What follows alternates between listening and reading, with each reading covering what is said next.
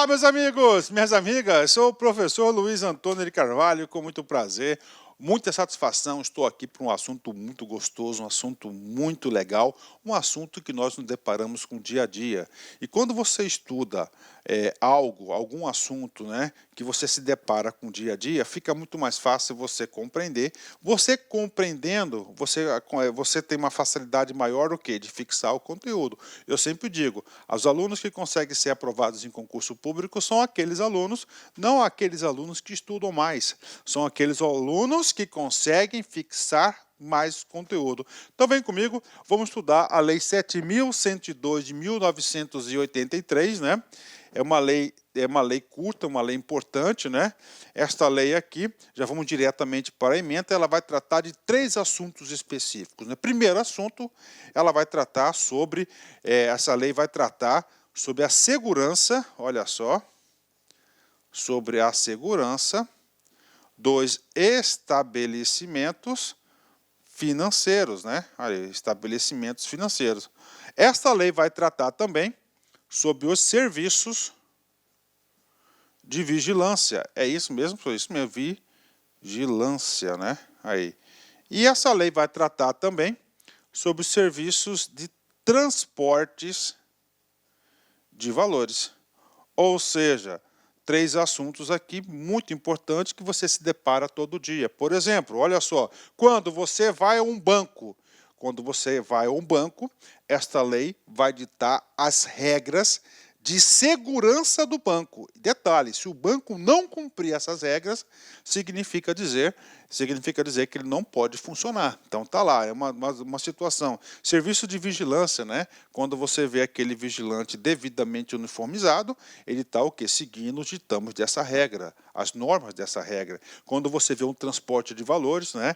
Aquele caminhão todo blindado que faz o recolhimento, que vem abastecer caixas eletrônicos, recolher dinheiro de comércio, diz respeito ao quê? Transporte de valores, né? Ou seja, olha aí, a aplicabilidade da lei. Então, um assunto legal, assunto gostoso. Vem comigo aqui, né? A ementa da lei. Então, o que a lei vai fazer? Eu já disse para vocês 3 coisas. Vamos lá, anota no caderno aí. Lei 7.112/1993, segurança sobre estabelecimentos financeiros, serviço de vigilância e serviço de transporte de valores, né? Lei dispõe sobre a segurança para estabelecimentos financeiros. Eu já disse um exemplo para vocês, por exemplo, bancos. Estabelece normas para a constituição e funcionamento das empresas particulares que exploram serviços de vigilância, ou seja, vamos falar do serviço de vigilância e de transporte de valores, né? Ou seja, serviço de transporte de valores e dá outras providências, né? Feita essa introdução, vamos já diretamente no nosso artigo 1º. Artigo 1º, vamos lá. É vedado o funcionamento de qualquer estabelecimento financeiro onde haja guarda de valores ou movimentação de numerário que não possua sistema de segurança com parecer favorável à sua aprovação, elaborado pelo Ministério da Justiça na forma desta lei, né? E aí, professor, algumas considerações importantes. Ou seja, o que é vedado? É proibido. Ou seja, é proibido o funcionamento de qualquer estabelecimento financeiro. Parou. Professor, o que é um estabelecimento financeiro? É aquele estabelecimento onde tem a movimentação de valores, de dinheiro. Exemplos, bancos aí, os bancos, as cooperativas de crédito, né? As associações de poupança e assim por diante, né? Então, essas empresas, ó, elas são proibidas o seu funcionamento, né? Claro, um estabelecimento financeiro, olha só, onde haja guarda de valores ou movimentação de numerário, ou seja, dinheiro em espécie, né?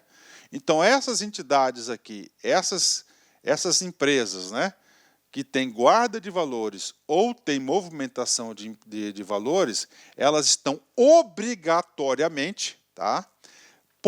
Estão obrigatoriamente ter um sistema de segurança. Se elas não terem esse sistema de segurança, elas estão proibido o quê? O seu funcionamento. Só que não é qualquer dispositivo de segurança. Considerando que essas empresas têm uma natureza financeira, têm uma natureza de que trabalha com valores, com numerários, o que significa? O risco, né? O risco ao crime, a insegurança, ela é maior. Ou seja, então você tem que ter uns determinados procedimentos de segurança definidos em lei para poder funcionar. Claro, isso aí para quê? Para gerar sensação de segurança e proteger a vida aí e a saúde de todo mundo, né? Então é o seguinte, não é qualquer parecer de segurança, né? Esse sistema de segurança. Só que esse sistema de segurança dessas empresas, né? Aí vem aqui a parte final.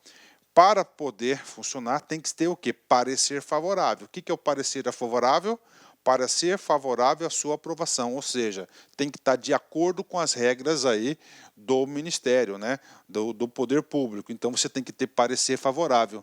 Tá? Então, não é qualquer plano de segurança, é um plano de segurança que tem que estar de acordo com a legislação e tem que ser aprovado, ok? Vem comigo. Estão entendendo? Tranquilo? Fácil, né? Elaborado pelo Ministério da Justiça. E aí, professor? Ministério da Justiça, eu vou colocar um ponto de interrogação, né? Por quê, professor? Porque, olha só, antes nós tínhamos o Ministério da Justiça, tá? Dentro da estrutura do Ministério da Justiça, nós tínhamos um órgão, né? Que é o Departamento da Polícia Federal, e este órgão do Departamento da Polícia Federal, ele era um órgão aí que o Ministério da Justiça aí atribuiu para executar essas atividades aqui de fiscalização, de controle de essa questão de segurança. O que acontece?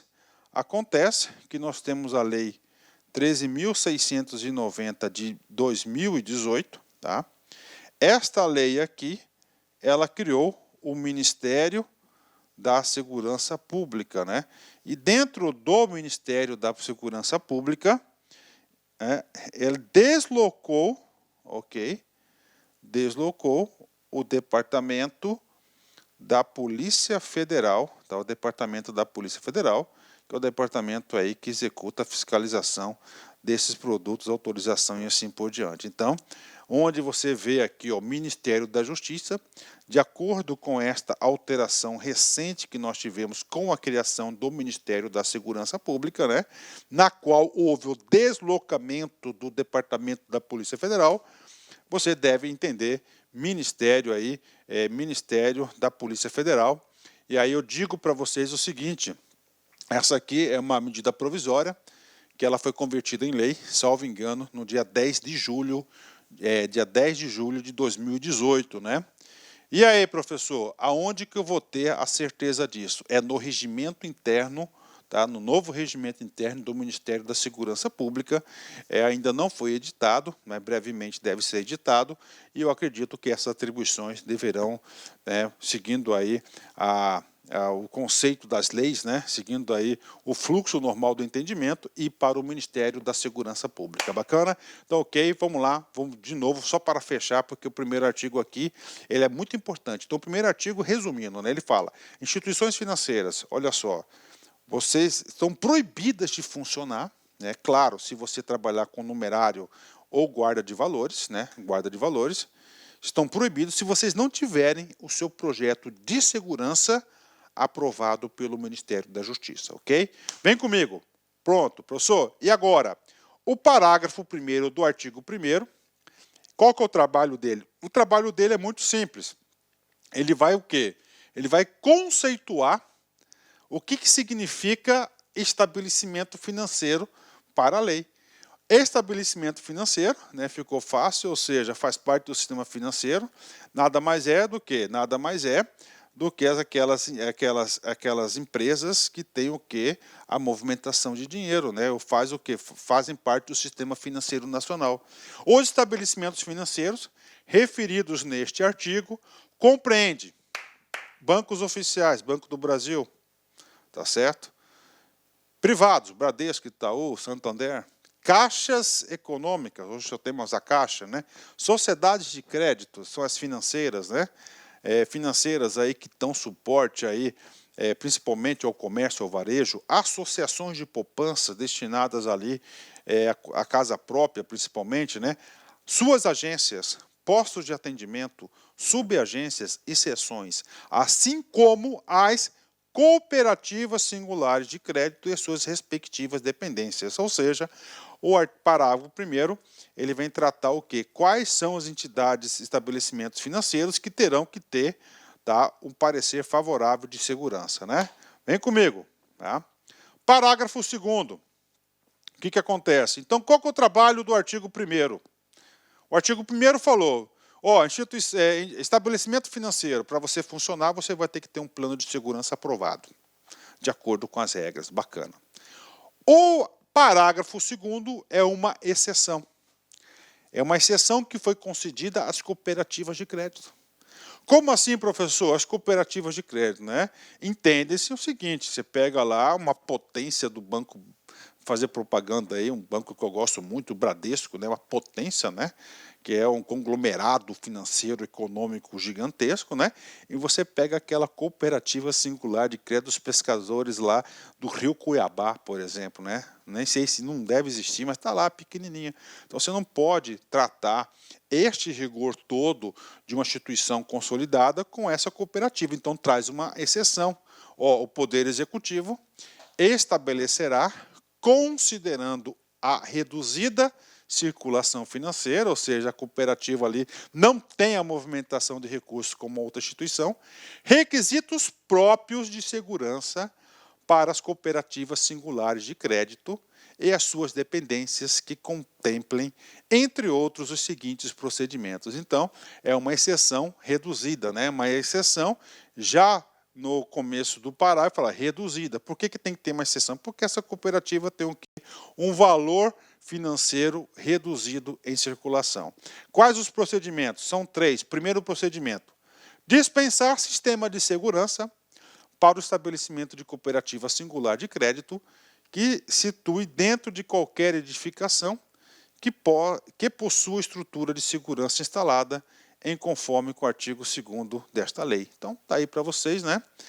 Dispensar o sistema de segurança para o estabelecimento de cooperativa singular de crédito que se situe dentro de qualquer edificação que possua estrutura. Então, se você já está num prédio, tá, e esse prédio já tem uma estrutura de segurança, ela está o quê? Dispensada de ter sua norma de segurança nesse quesito. 2, vem comigo, né?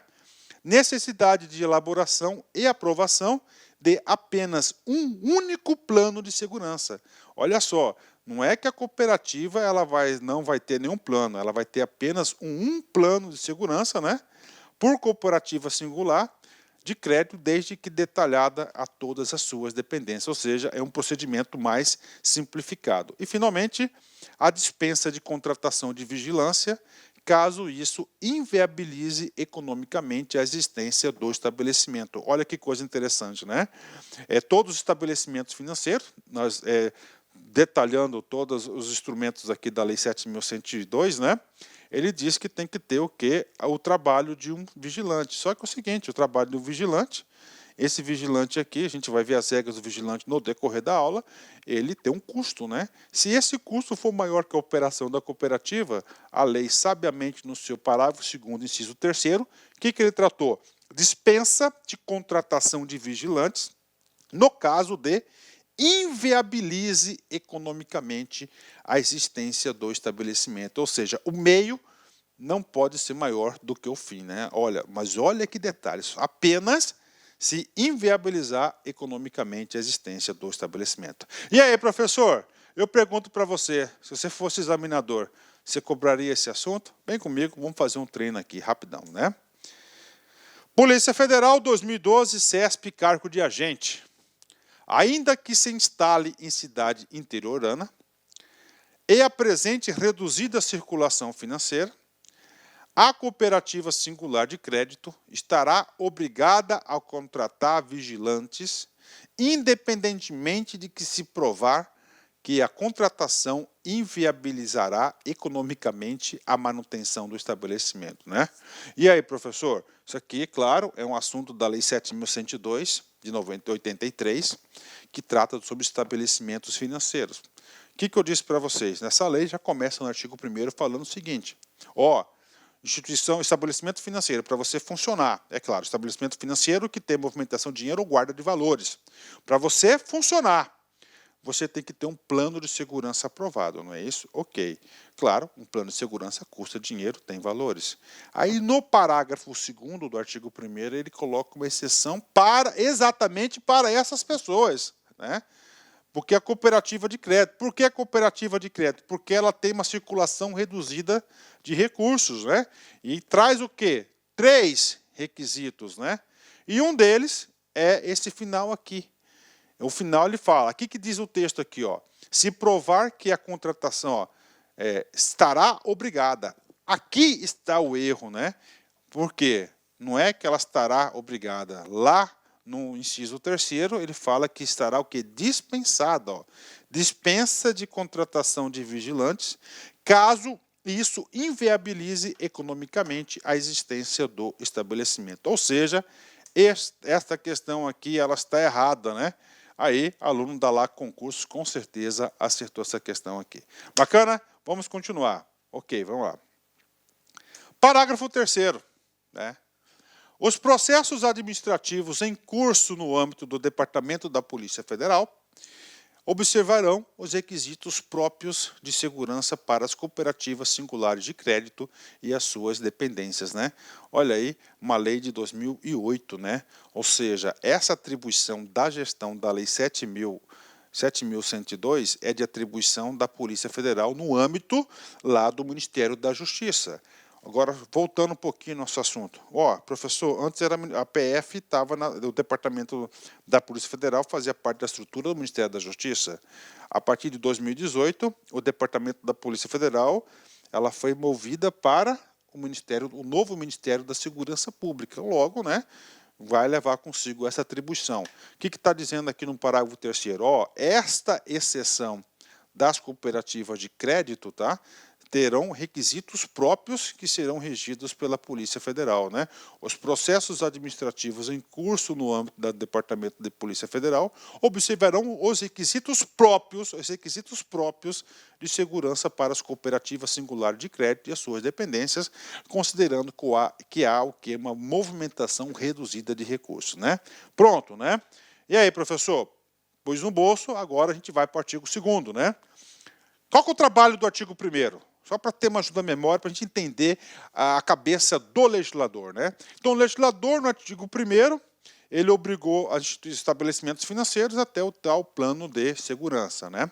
Ok, fez uma exceção das cooperativas de crédito. Agora, olha que coisa interessante, já o artigo 2º, qual que vai ser o trabalho do artigo 2º?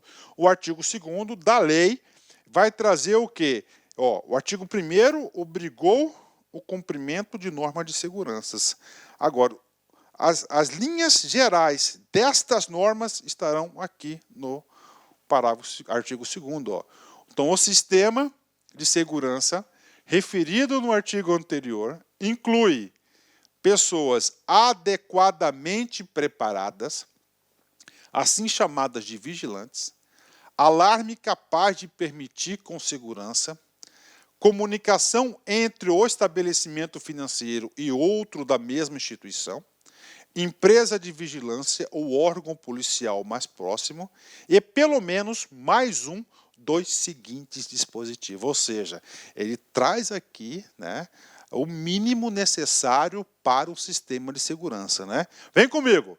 Ó, primeiro, inclui pessoas adequadamente preparadas, assim chamada de vigilantes, né? Então, 1, vigilantes, né? 2, ó, alarme capaz de permitir com segurança. Permitir o quê? A comunicação entre o estabelecimento financeiro e outro da mesma instituição, ou empresa de vigilância ou órgão policial mais próximo, e pelo menos mais um dos seguintes, né? Qual, professor? Mais 2, né? Equipamentos elétricos, eletrônicos, né? De filmagens que possibilite a identificação dos assaltantes. Mais 3, né? Artefatos que retardem a ação de criminosos, permitindo a sua perseguição, identificação ou captura, e a cabine blindada com a permanente e ininterrupta de um vigilante durante o expediente para o público e enquanto houver movimentação de numerário no interior do estabelecimento, né?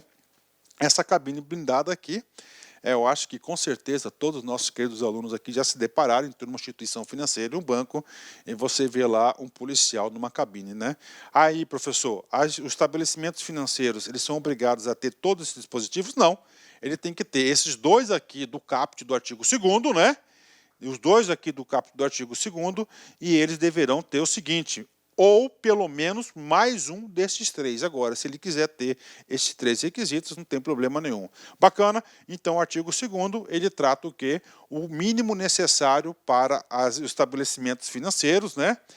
Adotar na medida de segurança. Para que tudo isso, gente? Tudo isso aí, por quê? Porque é uma instituição visada, porque trabalha com dinheiro, né? E aí, professor? Aí nós temos o acréscimo de mais um artigo, que é o 2A, né? Inclusive, esse acréscimo aqui do 2A, ela foi incluída agora, ó, recentemente, em 2018. Né? O que acontece? Gente, o crime evolui. Né? O crime evolui. Então, essa lei trata o quê? Sobre norma de segurança em estabelecimentos financeiros. Nos últimos anos, que é sabido por todos, nós sabemos que houve um aumento na criminalidade no tocante à modalidade arrombamento de caixas eletrônicos, não é isso? Claro. Aí o que acontece? O legislador, o Congresso Nacional, a sociedade tem que se mobilizar, né? O que aconteceu? O legislador, sabiamente, né, falou assim: nossa, nós vamos ter que pegar a Lei 7.112 e fazer um upgrade nessa lei. Nós temos que criar um dispositivo exclusivo para caixas eletrônicos, né? Porque ali está sendo o foco do crime, né?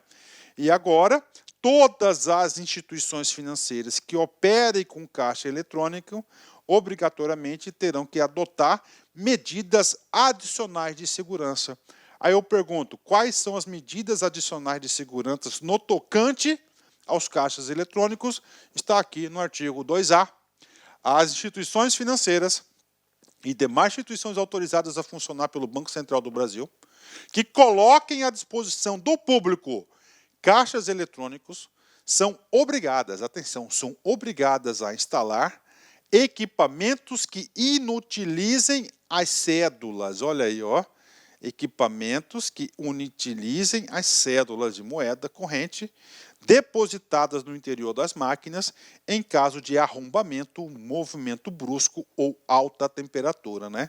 Então o cara está aquecendo lá o caixa eletrônico, então ele vai ter que ter um equipamento, e esse equipamento é uma bomba relógio que vai o quê? Inutilizar as cédulas, o dinheiro que está ali, né? Então 3, ó, movimento brusco, o cara pegou o caixa eletrônico, pegou um guindaste, e levou, né? O movimento brusco também tem que ter o quê? Ou explosão, alguma coisa, né? Ou arrombamento, ou seja, é o equipamento aqui de quê? É um dispositivo de segurança, né? Professor, quais são esses dispositivos? Vem comigo para o primeiro.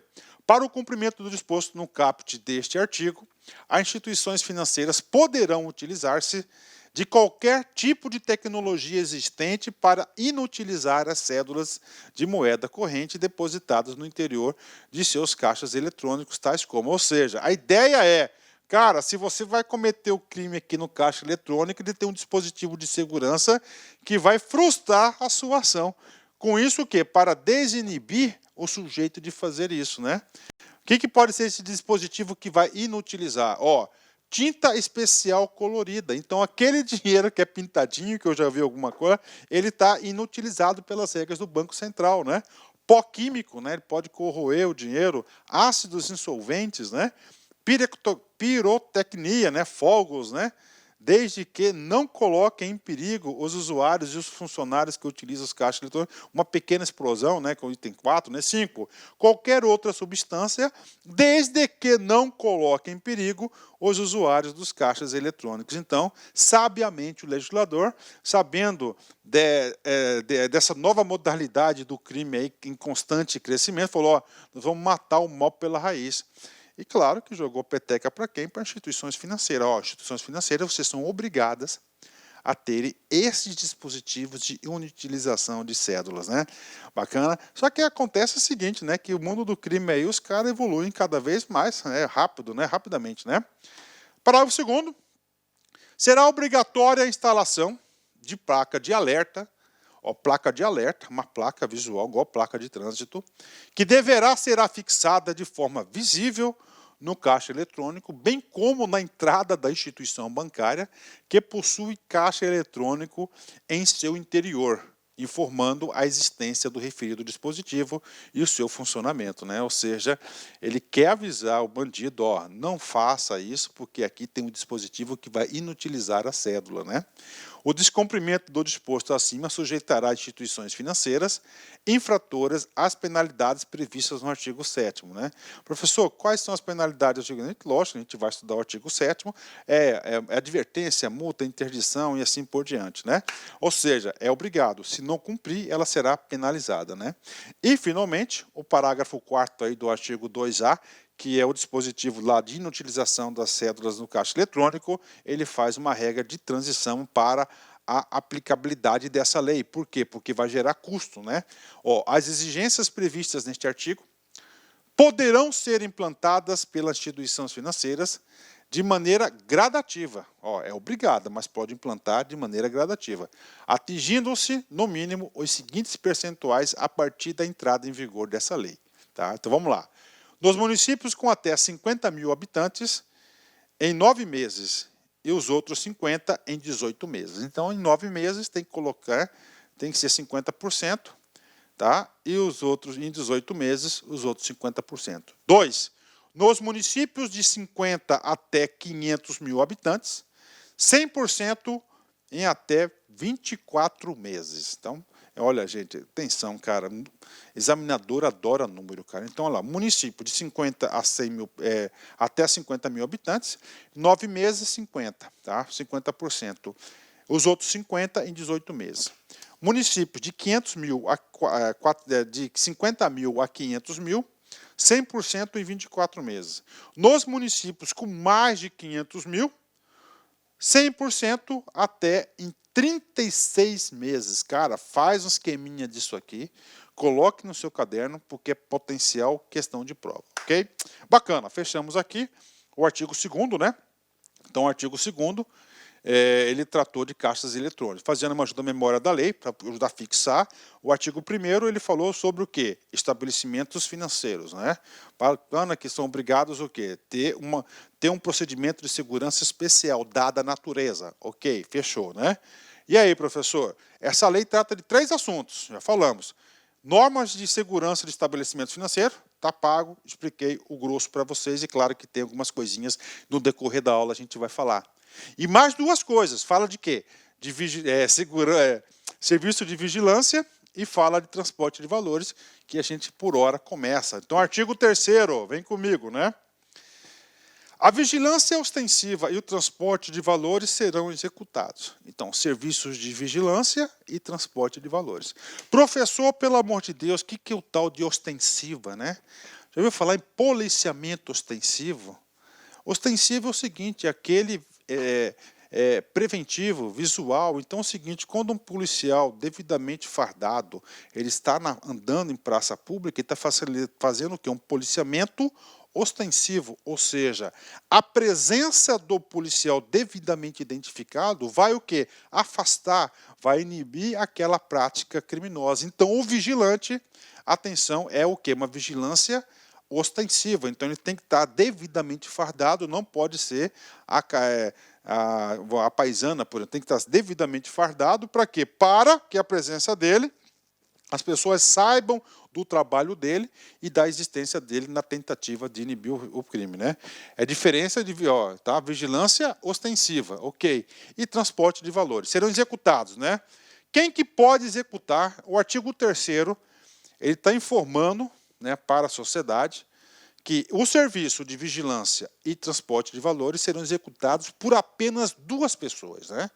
Só 2 blocos de pessoas. Primeiro, que 99% dos casos é o item 1, por empresa especializada contratada. Então, uma empresa especializada contratada, não é qualquer empresa, tem que ser uma empresa que tenha no seu objeto social a vigilância ostensiva e o transporte de valores. Então, por empresa especializada, né?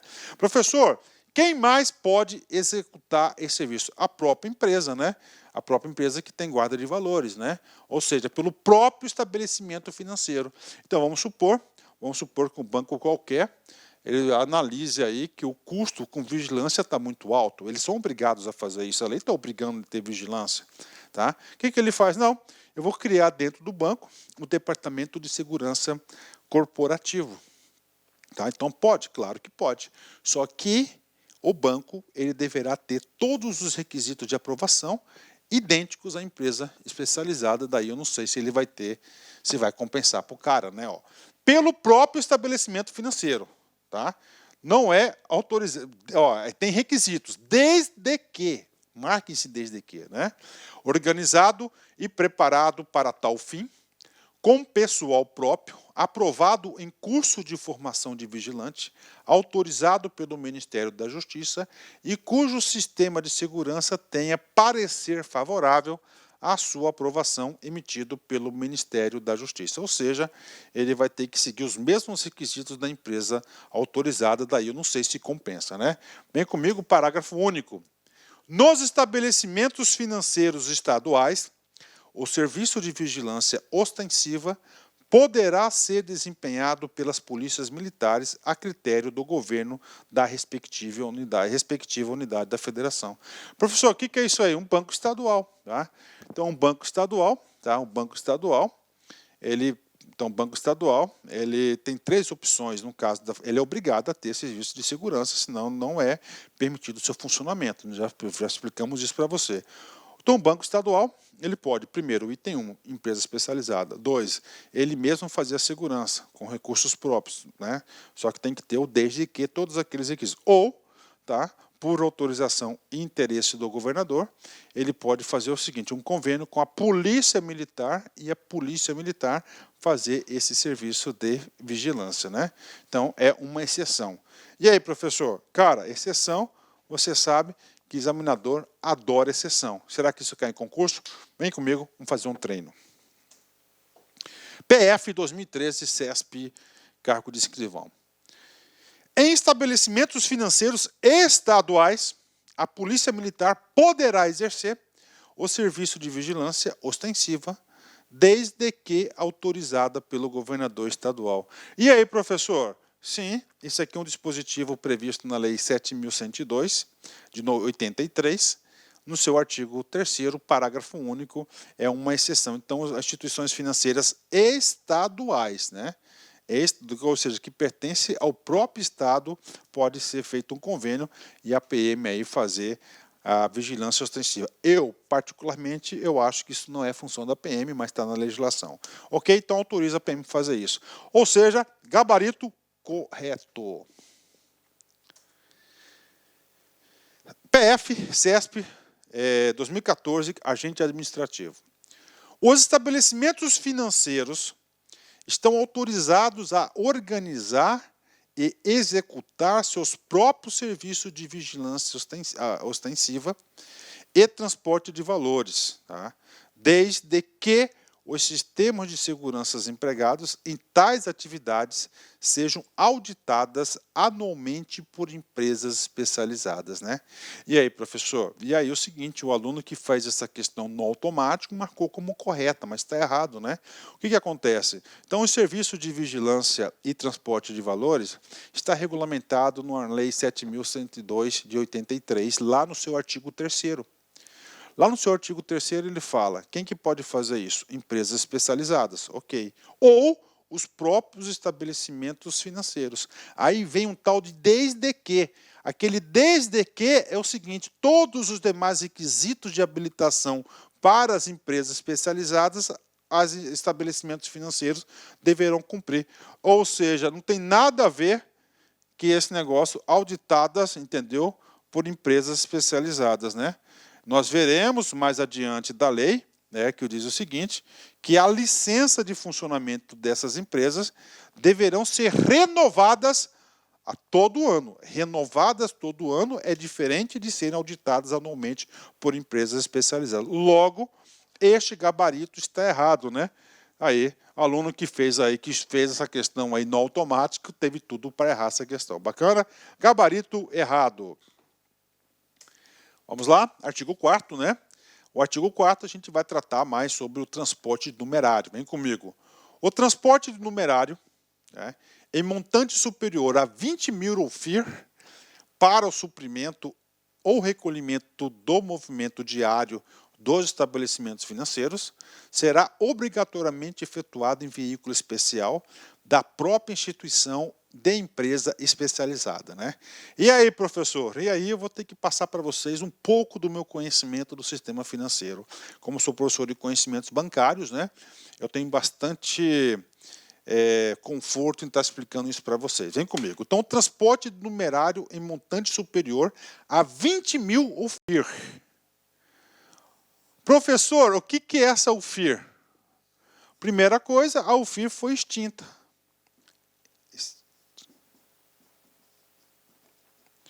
Ela foi extinta. O que é UFIR? É a unidade de referência. Tá? Professor, então a unidade de referência ela foi extinta, salvo engano, em 2011. Tá? Professor, unidade de referência. Então é o seguinte, o que está falando? Que transporte de valores acima de 20 mil, ou FIIs, tem que ser efetuado em veículo especial, ó, tá? Da própria instituição ou empresa especializada. Aí. Transportar valores, ou seja, está prestando... Isso aqui é o quê? Uma medida de segurança para a sociedade. E agora, professor, qual que é o valor, né? O que acontece? O que era o FIR? O FIR foi uma unidade de referência que foi criada na transição do Plano Real. Tá? Então foi criado o plano, nós tínhamos em 94, 93, né? Foi criada a unidade de referência. Então nós tínhamos o Cruzeiro Novo, né? E aí tinha a unidade de referência, né? Então é o seguinte, ela fazia todos os dias, nós tínhamos o quê? Uma conversão aí dessa unidade de referência para aí chegar no Plano Real. Por isso que o Plano Real deu certo. A partir do momento que houve a implantação do Plano Real, a unidade de referência perdeu aí o RV, né? Tinha a famosa tabela URV, perdeu aí vamos dizer, a necessidade de existir. Então não temos mais o RV. Então nesse sentido aqui, o conselho que eu passo para vocês, aonde você lê o FIR nessa lei, você pode colocar reais. Então é o seguinte, o transporte numerário em montante superior a 20 mil reais, tá? Para o suprimento ou recolhimento do movimento diário dos estabelecimentos financeiros será obrigatoriamente efetuado em transporte especial, que são aqueles carros blindados, né? Professor, a especificação desse carro blindado, existe uma portaria aí específica definindo aí a especificação desse transporte, não há necessidade da gente pegar. Então você tem que saber que é um transporte especial, qual que é o valor? Acima de 20 mil do suprimento diário, né? Artigo 5º. O transporte numerário entre 7 mil e 20 mil UFIRs poderá ser efetuado em veículo comum, com a presença de 2 vigilantes. Olha aí, uma exceção bacana e boa de ser cobrada em prova de concurso, né? Então é o seguinte, superior a 20 mil, há necessidade de um veículo especial, ok? De 7 mil a 20 mil, você pode ser feito em carro comum, mas você tem que ter a presença de 2 vigilantes, né? Oh, boa questão de concurso, né? Vamos lá, artigo número 6º, né? Além das atribuições previstas no artigo 20, compete ao Ministério da Justiça, né? Professor, além das atribuições do artigo 20, o artigo 20, ele vai definir as competências e atribuições do Ministério da Justiça em relação a estabelecimento de normas, vigilância e transporte de valores. Por exemplo, definição de uniformes, de vigilante, assim por várias competências. Ou seja, nós temos outras competências além do artigo 20. Então, se você for estudar competências na lei, você tem que ler o artigo 20 e mais o artigo 6º, né? Primeiro, fiscalizar os estabelecimentos financeiros quanto ao cumprimento desta lei. Então, temos aí a atribuição de fiscalização. 2. Encaminhar parecer conclusivo quanto ao prévio cumprimento desta lei pelo estabelecimento financeiro, a autoridade que autoriza o seu funcionamento. 3. Aplicar aos estabelecimentos financeiros as penalidades previstas em lei, né? E parágrafo único, para execução da competência prevista no inciso 1, que é fiscalizar os estabelecimentos financeiros quanto ao cumprimento desta lei, o Ministério da Justiça poderá celebrar convênio com as secretarias de segurança pública dos respectivos estados e do Distrito Federal. Então está aí para vocês as atribuições, né, que é fiscalizar os estabelecimentos, lembrando que a lei deu a possibilidade dessa fiscalização ser descentralizada nos estados, encaminhar parecer conclusivo quanto ao prévio cumprimento da lei, ok? E aplicar aos estabelecimentos financeiros as penalidades previstas nessa lei. Professor, quais as penalidades? Exatamente no artigo 7º, né? Professor, algum estabelecimento financeiro não está cumprindo, tá? Não está cumprindo essa lei. E aí? E aí ele vai estar sujeito ao rigor do artigo 7º, que são das penalidades, né? O estabelecimento financeiro que infringir disposição desta lei ficará sujeito às seguintes penalidades. Olha só, conforme a gravidade da infração, elevando-se em conta a reincidência e a condição econômica do infrator, ou seja, as condicionantes da aplicação da pena. São 3: gravidade da infração, tá? Reincidência e condição econômica do infrator. Professor, quais são as penalidades? Primeira penalidade, né? A penalidade de advertência. Segunda penalidade, multa de 20 mil UFIRs, né? Multa de 20 mil UFIRs. E, finalmente, a terceira penalidade, que é a interdição do estabelecimento. Essa é a mais dura, né? Claro, para a autoridade competente estar aplicando essa penalidade, ele vai ter que considerar a gravidade da infração. É coisa leve, dá uma advertência para ele. Ah, é reincidente nisso, cara, multa, né? E a capacidade, a condição econômica do infrator, para você ver o valor da multa, até chegar na interdição do estabelecimento. Então está aqui para vocês aqui o artigo 7º, fala das penalidades, atenção, penalidades essas aplicadas no produto estabelecimento financeiro. Esta lei trata de 3 assuntos: estabelecimento financeiro, serviços de vigilância e transporte de valores. Essas penalidades em relação ao produto, normas de segurança obrigatórias para os estabelecimentos financeiros, né? Vem comigo, vamos lá. E aí, professor? Gente, olha só, tá? Nós estamos tratando de um produto bastante específico, estabelecimentos financeiros, né? O que acontece? Claro que existe o risco na atividade empresarial. E uma das possibilidades que não só as empresas, mas as pessoas, ou seja, qualquer um pode ter para diminuir o seu risco em determinadas diversas situações, é você fazer um contrato de seguro, né? Quando você faz um contrato de seguro, você está dividindo o seu risco, não é isso? Então, o que diz aqui? Olha só, o legislador sabiamente trouxe aí, né, um requisito para a apólice de seguros, né? Nenhuma sociedade seguradora poderá emitir, em favor de estabelecimentos financeiros, apólice de seguros que inclua cobertura garantindo riscos de roubo e furto qualificado de numerário e outros valores, sem comprovação de cumprimento pelo segurado das exigências previstas na lei. Ou seja, se uma instituição financeira quiser fazer um seguro, ela trabalha com numerário, tá? Um seguro contra um risco de roubo ou furto qualificado, tá? Ela não pode fazer, ela vai ter que apresentar à seguradora o quê? A comprovação do cumprimento dessas leis, né? Ou seja, está prezando aí a segurança de todos, porque o cara pode ficar tranquilo, né? Ah, eu não vou fazer essas normas de segurança nada, tá? Eu vou fazer um seguro mais barato e pronto, vai lá, você paga um valorzinho por mês. Opa, quer dar uma desperto, né? O legislador falou, não, aqui você não vai dar uma desperto, tá? Aqui é o seguinte, para você fazer a seguradora, ele está lá querendo fazer o seguro. O que ele faz, né? Ele fala o seguinte, olha, eu sou seguradora, que banco você quer?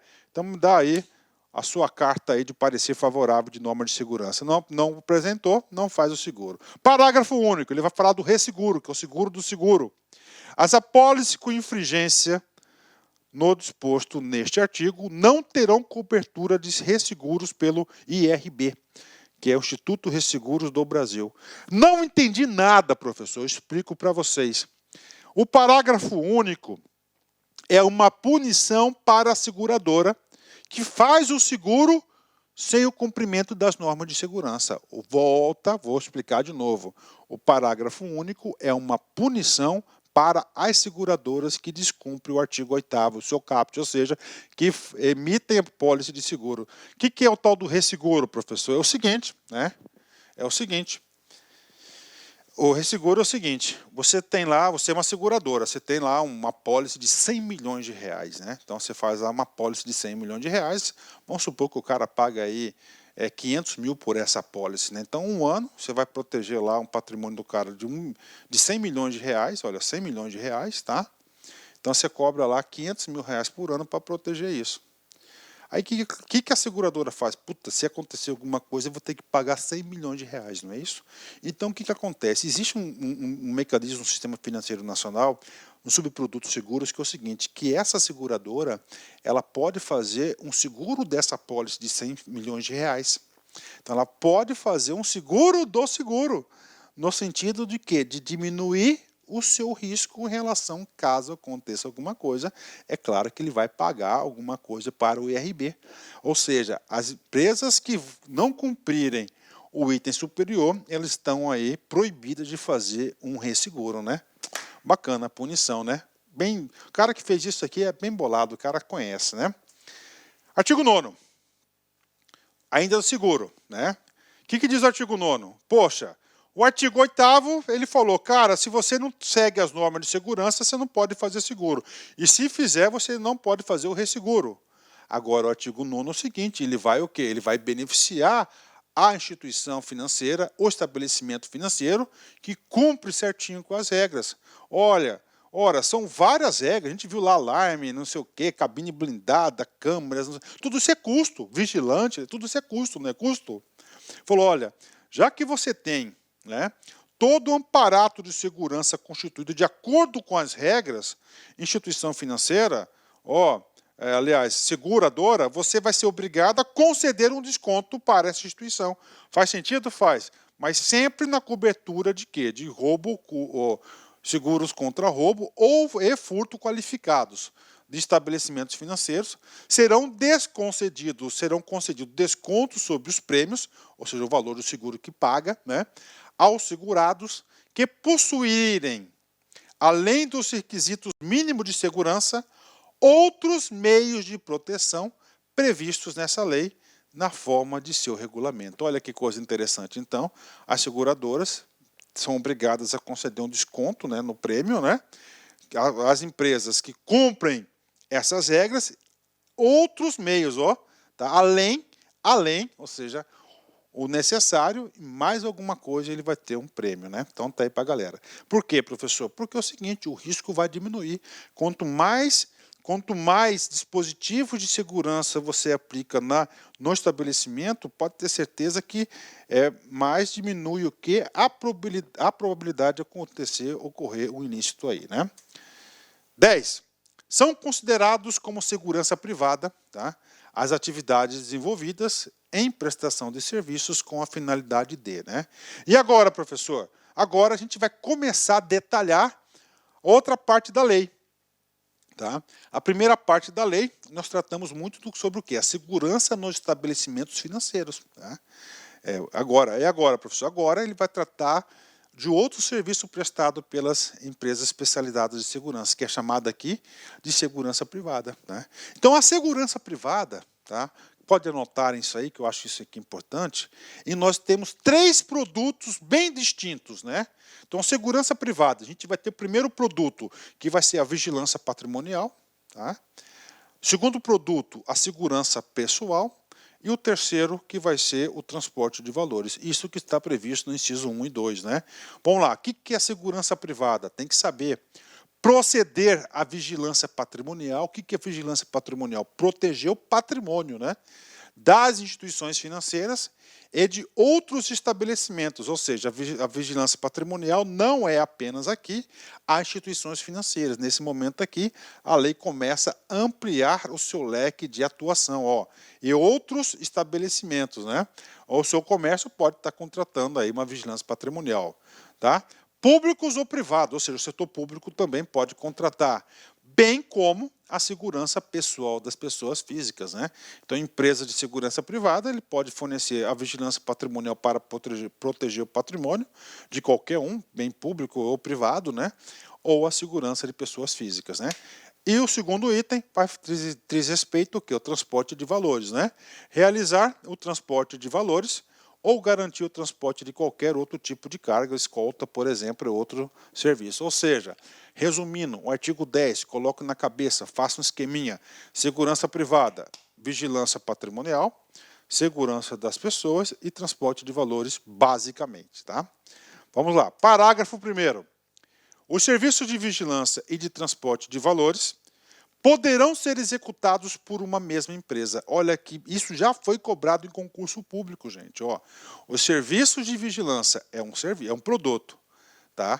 E transporte de valores poderão ser executados por uma mesma empresa, ou seja, um mesmo CNPJ, uma empresa de segurança privada. Então, uma empresa de segurança privada, ele pode fazer qualquer coisa, né? Ele pode fazer a vigilância patrimonial, segurança de pessoas, ou pode fazer também o transporte de valores, não precisa ter outra empresa, né? Bacana, porque ele vai se especializar nesse produto, né? Professor, parágrafo 2º, qual que é o trabalho do parágrafo 2º, né? Eu disse que o conceito de segurança privada, não é isso? Que basicamente era, olha só, basicamente era vigilância patrimonial, segurança pessoal e, finalmente, transporte de valores. O parágrafo 2º, ele vai ampliar um pouquinho esse rol. As empresas especializadas em prestação de serviço de segurança, vigilância, transporte de valores, constituídas sob a forma de empresas privadas, além das hipóteses previstas nos incisos do caput 1 e 2 deste artigo, poderão se prestar aos serviços das atividades de segurança privada das pessoas, estabelecimentos comerciais, industriais, de prestação de serviços e residenciais a entidades sem fins lucrativos e órgãos e empresas públicas, ou seja, houve uma ampliação do rol da competência do conceito de segurança privada, né? Parágrafo 3º, o que diz o parágrafo 3º? O parágrafo 3º, na minha opinião, nem precisava constar na lei, porque isso aqui já é óbvio, né? O que ele vai falar é o seguinte, essas empresas especializadas de segurança, ó, serão regidas por esta lei, claro, a lei, né? Pelos regimentos, regulamentos delas decorrentes, óbvio, né? Pelas disposições da lei civil, comercial, trabalhista, previdenciária e penal, as empresas definidas no parágrafo anterior, com certeza, né? As empresas que têm objeto econômico diverso da vigilância ostensiva e de transporte de valores. Parou. Professor, o que eles estão falando aqui, né? A gente viu lá atrás, tá? Lá atrás, no artigo 2º, que quem que pode fazer esse serviço serviço lá de segurança, né? Empresas especializadas ou a própria empresa não financeira, tá? A própria empresa financeira pode fazer isso. Lembra que eu falei para vocês? Aí o Bradesco, tal. O que acontece aqui? Ó, que utilizem pessoal quanto funcional próprio para a execução dessas atividades ficam obrigadas ao cumprimento do disposto nesta lei e as demais legislações pertinentes. Ou seja, se você tem uma unidade própria de vigilância na sua empresa, você tem que seguir essas regras. Então, o parágrafo 3º, o parágrafo 4º, na minha opinião, nem precisava dizer que já está contemplado aí no decorrer da lei. Mas vamos para frente, né? Vamos lá. Artigo 11. Né? O que diz o artigo 11? O artigo 11, o 12 e o 13, tá? Vão tratar do quê? Da constituição dessas empresas, né? Então, artigo 11, olha só, a propriedade. O que é propriedade? Quem que é o dono da empresa? E a administração. Quem que é a administração? Quem faz os atos de gestão, né? Pode ser a mesma pessoa, podem ser pessoas diferentes.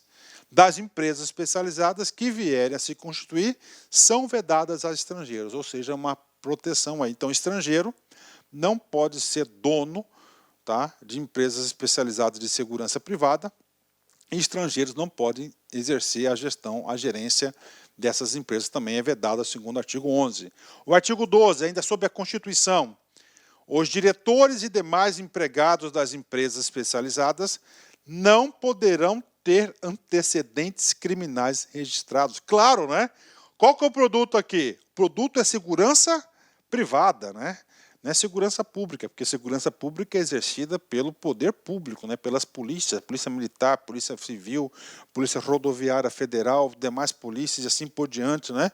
Isso é segurança pública, é segurança privada. Então, quem está no ramo de segurança privada, os diretores e os empregados, né, não só o vigilante, todo mundo, não poderão ter antecedentes criminais registrados, né? A lei é clara. Artigo 13, né? Ele diz respeito também à Constituição, um requisito especial. O capital integralizado das empresas especializadas não pode ser inferior a 100 mil FIRs, né? Professor, o que é o capital integralizado, né? Então é o seguinte, você já tem que entrar, colocar 100 mil reais na empresa, não pode ter a integralizar. Então você tem que ter, por que isso? Pela responsabilidade civil dos sócios, né? Então tem que ter capital integralizado, ou seja, você pode colocar lá, constituir uma empresa de segurança num capital de 200 mil, né?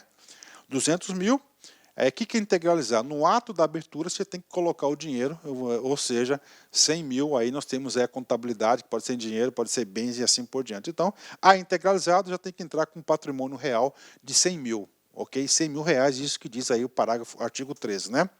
14, né? São condições essenciais para que empresas especializadas operem nos estados, territórios e no DF. Ou seja, o que está acontecendo aqui? É claro que as empresas elas vão, tá certo? Elas vão estar operando nos estados, né? Então é o seguinte, são dois requisitos importantes para abrirem o seu funcionamento. Primeiro, autorização conforme concedida o artigo 20. Essa autorização vai ser expedida pelo Ministério competente, você está apto a autorizar.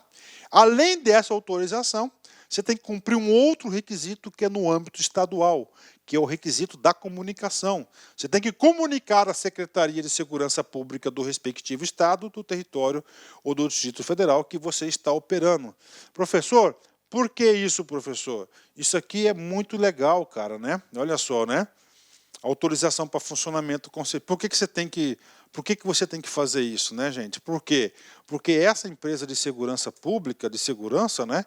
Aliás, essa empresa de segurança aqui, por exemplo, ela tem armamento, ela tem revólveres, ela tem revólver, tem armamento, tem munição, ou seja, então as forças de segurança têm que saber da sua existência. Então isso aqui diz a obrigatoriedade do artigo 14, né? Artigo 5º, 15º, é muito legal esse artigo 15º, né? Aliás, o artigo 5º, que ele vai tratar da pessoa do vigilante, né? Ou seja, se a gente for analisar, né? Olha só, nós estamos estudando o quê? Segurança de estabelecimentos financeiros, serviço de vigilante e transporte de valores. Gente, qual que é o profissional que opera esses produtos? É o vigilante, né? É claro que o legislador, sabiamente, ele vai tratar de requisitos e situações específicas para o vigilante, uma profissão importantíssima, principalmente num país como o nosso, que nós temos uma sensação de segurança muito grande. Vem comigo. Artigo 5º, 15º. Vigilante, para os efeitos desta lei, é o empregado contratado para a execução das atividades definidas no inciso 1 e 2 do caput do caput e parágrafos 2, 3º e 4º do artigo 10. Ou seja, quais as atividades do vigilante? Resumindo para você, segurança privada, vigilância patrimonial, segurança pessoal, transporte de valores ou escolta de alguma carga, né? Então isso aí é o papel e atribuição do vigilante, né? E agora, professor, agora a gente vai falar bastante sobre essa profissão, né? Olha só, qualquer um pode ser vigilante? Sim, desde que cumpra os requisitos previstos no artigo 16. Quais são esses requisitos? Para o exercício da profissão, o vigilante preencherá os seguintes requisitos. 1. Ser brasileiro, olha que coisa interessante, esse ser brasileiro, ele não deixou claro que é nato ou naturalizado, né? Então pode ser qualquer um dos dois. Ter idade mínima de 21 anos, ter instrução correspondente à 4ª série do primário, pegou leve a lei, né? Mas só que essa lei é de 83, né? Onde o nosso sistema de educação era bastante precário, né? 4. Ter sido aprovado em curso de formação, olha que importante, para o cara exercer a profissão de vigilante, ele tem que ser aprovado no curso de vigilante, realizado em estabelecimento com funcionamento autorizado nos termos dessa lei, ter sido aprovado um exame de saúde física, mental e psicotécnico, tá? não ter antecedentes criminais registrados e, finalmente, último requisito, estar quite com as obrigações eleitorais e militares. Ou seja, esses são os requisitos para o exercício da profissão aí vigilante. Professor, tem um parágrafo único? Tem um parágrafo único que é uma regra de transição. O requisito previsto no inciso 3, que é instrução mínima até a 4ª série do primeiro grau, né, que é o ensino fundamental hoje. Deste artigo, não se aplica aos vigilantes admitidos até a publicação da presente lei. Ou seja, essa lei aqui ela é de 83. Tá? Então, o que ela está falando? Antes de 83, nós tínhamos vigilantes que não tinham, tá? Não tinham aí a 4ª série do primário. Então, ela falou que não vai se aplicar o cara que já era vigilante, é só para os novos. Né? 17, né? Falando ainda do vigilante. Olha só, o exercício da profissão de vigilante requer prévio registro no Departamento da Polícia Federal, que se fará após a apresentação dos documentos comprobatórios das situações enumeradas no artigo 16. Então, o que o cara faz, gente? O cara vai fazer o seguinte, tá? Primeiro, ele vai cumprir os 6 requisitos do artigo 16. Curso, formação, escolaridade, idade, não sei, todos aqueles lá, né? Depois disso, ele tem que comparecer ao departamento da PF e solicitar o seu registro à carteirinha de vigilante, né? O vigilante usará uniforme somente quando em serviço efetivo. Questão de prova, gente, somente em efetivo exercício. Então, ele não pode ficar desfilando com uniforme de vigilante, né? Até para a sua própria segurança, né? O mundo do crime está aí. Então, não pode. Então, ele tem que estar devidamente uniformizado, eu já ia falar fardado, né? Devidamente uniformizado, somente no seu efetivo exercício. Tá? Então, ele só pode exercer a função de vigilante com o seu uniforme. Lembrando que é vigilância ostensiva, né? Tem que mostrar que ele tem que mostrar que ele está exercendo aquela função de vigilância, né? Artigo 19. É assegurado ao vigilante. Ou seja, o artigo 19 vai trazer algumas prerrogativas, alguns benefícios ao vigilante, que são, primeiro, uniforme especial, as expensas da empresa aqui a vincular, ou seja, o fornecimento do uniforme tem que ser aí, tá certo? Tem que ser custeado pela empresa. Segundo benefício, porte de arma quando em serviço. Olha aí, outra prerrogativa. É claro que lá naquele curso de formação ele tem aí habilitações de armas, com certeza. Então, porte de arma, né? Quando em serviço, né? Então, porte de arma quando em serviço. Prisão especial, quando em ato decorrente do serviço. E, finalmente, último requisito, seguro de vida em grupo, feito pela seguradora pela empresa empregadora, então seguro de vida. Então vamos lá, uniforme especial, porte de arma, prisão especial e seguro de vida em grupo. Bacana? Então esses aqui são os requisitos. Vamos lá, está acabando, vem comigo, 20. O que diz o artigo 20? Professor, o artigo 20 você já falou dele, claro que eu falei dele. O artigo 20 é aquele artigo que a gente falou que são das competências e atribuições do Ministério Gestor da Lei. Que, no caso, a lei falou que é o Ministério da Justiça, mas já está, com certeza, aí, Ministério da Segurança Pública. Né? Vamos lá. Cabe ao Ministério da Justiça, por intermédio do seu órgão competente, Polícia Federal, ou mediante convênio da Secretaria de Segurança Pública do Distrito Federal. Primeiro, o que cabe ao Ministério? Vamos lá. Primeira atribuição, conceder autorização para funcionamento de quem? Das empresas especializadas em serviço de vigilância. Então, o que acontece? Uma nova empresa de especialidade de segurança, ela vai ter que passar pelo protocolo e o crivo do Ministério para ela funcionar, senão ela não pode, né? É diferente, né? Se você tem uma empresa lá de alimentação, você vai direto na junta, a Receita Federal e pronto. Aqui é o requisito adicional. B. Das empresas especializadas em transporte de valores. Dos cursos de formação de vigilantes, nós temos empresas especializadas em cursos de formação de vigilantes. Então, isso aqui é conceder autorização. 2. Fiscalizar as empresas e os cursos mencionados no inciso anterior. A atividade fiscalizatória. Aplicar às empresas e aos cursos a que se refere o inciso 1 deste artigo as penalidades previstas no artigo 23, que a gente vai agora analisar as penalidades do artigo 23. O artigo 7, que nós estudamos, que fala de penalidade, aquelas penalidades do artigo 7º é respeito ao que? A segurança dos estabelecimentos financeiros, ok? Vamos lá, aplicar. Mais uma, aprovar o uniforme, fixar o currículo dos cursos de formação de vigilantes, né? 6. Fixar o número de vigilantes das empresas especializadas em cada unidade da federação. Então, existe um quadro de pessoal, um quantitativo de vagas. Fixar a natureza e a quantidade de armas de propriedade das empresas especializadas e dos estabelecimentos financeiros. Autorizar a aquisição e a posse de armas e munições. E fiscalizar o controle e o armamento da munição utilizados, né? Tem mais uma outra competência que foi inserida, né? Rever anualmente as autorizações de funcionamento das empresas elencadas no inciso 1. Então, todo ano tem que ser revisto aí o seu alvará de funcionamento no tocante do Ministério da Justiça. Por quê? Porque é um assunto aqui bastante delicado, bastante importante, trabalha com arma, com segurança e assim por diante. Parágrafo único, né? As competências previstas no inciso 1 a 4, né, a 1 a 5, perdão, né, que são aquelas da atividade estatal do seu poder extroverso, né, desse artigo, não serão objeto de convênio, ou seja, somente o Ministério que deve fazer. Quais são as competências? Fixar o currículo dos cursos de formação, rapidão aqui, vamos ver isso aqui. Então não pode ter o convênio, só o Ministério que pode desenvolver.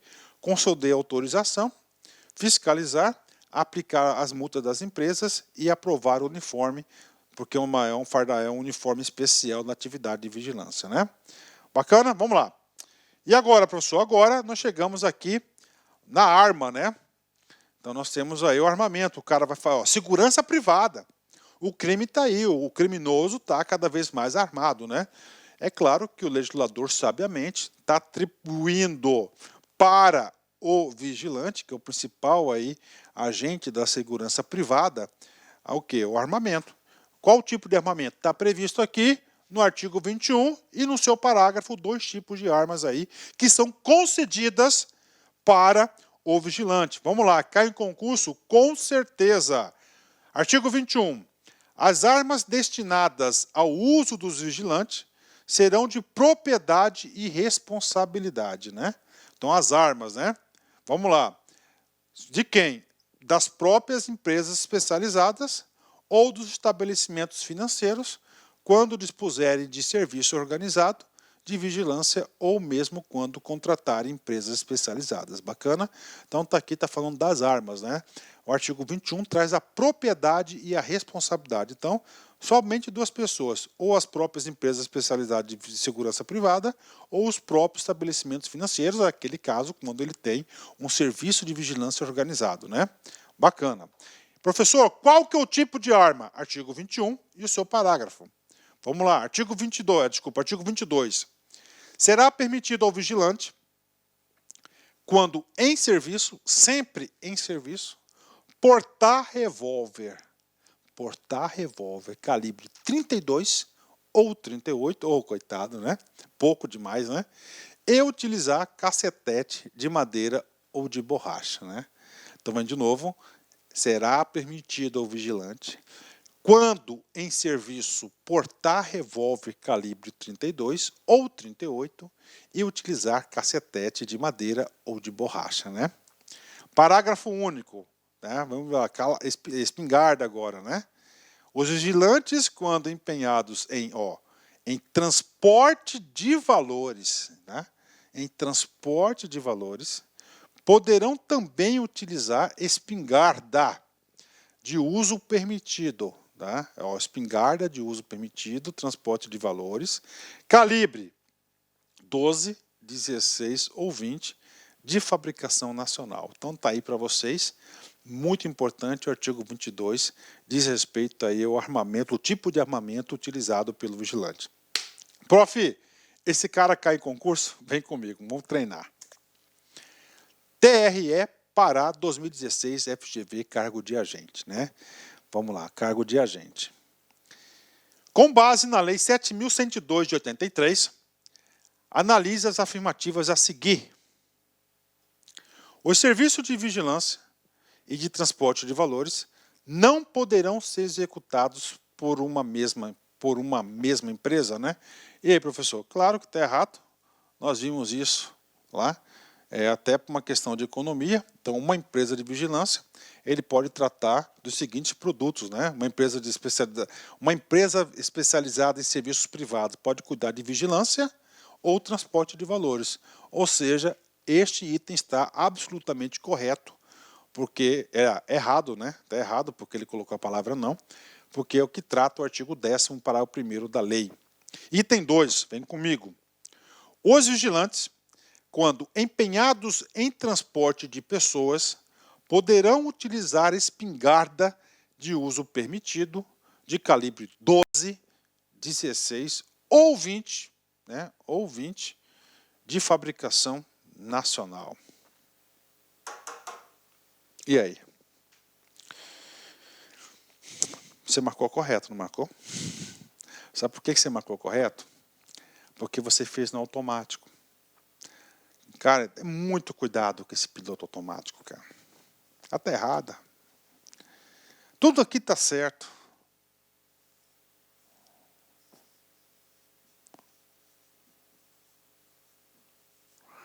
Não é pessoas, mas valores. Então, este item está errado porque está contrariando aqui o artigo 22, parágrafo único da Lei 7.102 de 83. Né? O item 3, para o exercício da profissão, o vigilante deverá ser brasileiro. Com certeza, isso aí é o inciso 1º aí do artigo 16, que trata dos requisitos de ser vigilante. Olha aí, questão fácil, né, cara? Cara, esse aqui é o tipo de assunto, com essa aula que você assistiu aqui, cara, você acerta todas as questões de concurso, cara. Ou seja, apenas o item 3 está correto, letra E é deste exercício, né? Reta final da nossa aula, vamos lá, artigo 23, né? As empresas, o que trata o artigo 23? O artigo 23 vai tratar das penalidades, né? Essas penalidades aqui são aquelas empresas especializadas de segurança pública, de segurança privada e aquelas que fazem cursos, né? É diferente lá do artigo 7º, que são penalidades que serão aplicadas aos estabelecimentos financeiros. As empresas especializadas e os cursos de formação de vigilantes que infringirem disposições desta lei ficarão sujeitas às seguintes penalidades, aplicadas pelo Ministro da Justiça ou mediante convênio pela Secretaria de Segurança Pública, conforme a gravidade da infração, levando-se em conta a incidência e a condição econômica do infrator. Quais são as penalidades? Advertência, multa de 500 até 5.000 FIRs, proibição temporária de funcionamento e, finalmente, o cancelamento do registro para funcionar. Tá? Então, neste caso aqui, as penalidades previstas no artigo 23 são diferentes daquelas penalidades do artigo 7º. Né? Inclusive, do artigo 7º são apenas 3 penalidades, aqui são 4 penalidades, são para pessoas em momentos diferentes. Né? Parágrafo único. Incorrerão nas penas previstas neste artigo as empresas e os estabelecimentos financeiros responsáveis pelo extravio de armas e munições. E olha aí, então, tá? Aquelas empresas aí que acontecia algum extravio de armas e munição também serão responsabilizadas e serão também aplicadas as devidas penalidades. Né? Artigo 24, vamos lá, reta final. É uma regra de transição.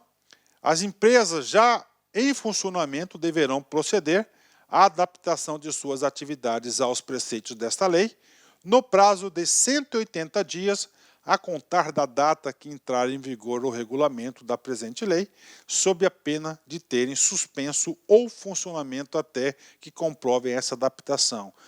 Como é uma lei de 83, todas já foram adequadas, né? Artigo 25, o Poder Executivo regulamentará essa lei no prazo de 90 dias, ok? Lei entra em data de vigor na data de sua publicação. João Figueiredo era o presidente da República em 1983, né? E assim, nós vimos artigo por artigo da Lei 7.102 de 83, né? Bacana, meus amigos, cara, assunto gostoso, fácil, né? Vem comigo, vamos lá, Albert Einstein, né? Nosso encerramento de sempre, né? Mesmo desacreditado e ignorado por todos, mesmo desacreditado e ignorado por todos, não posso desistir, pois para mim vencer é nunca desistir, né? Então o fato de você não desistir, gente, você já é um vencedor, tá? Muitas coisas que falam assim, vencer significa ganhar. Gente, vencer não significa ganhar, tá? Vencer, tá? Tem outros significados. E para o Albert Einstein é não desistir, e eu concordo com ele. Um forte abraço, fique com Deus, até a próxima, se Deus quiser. Fui, tchau. Clique lá.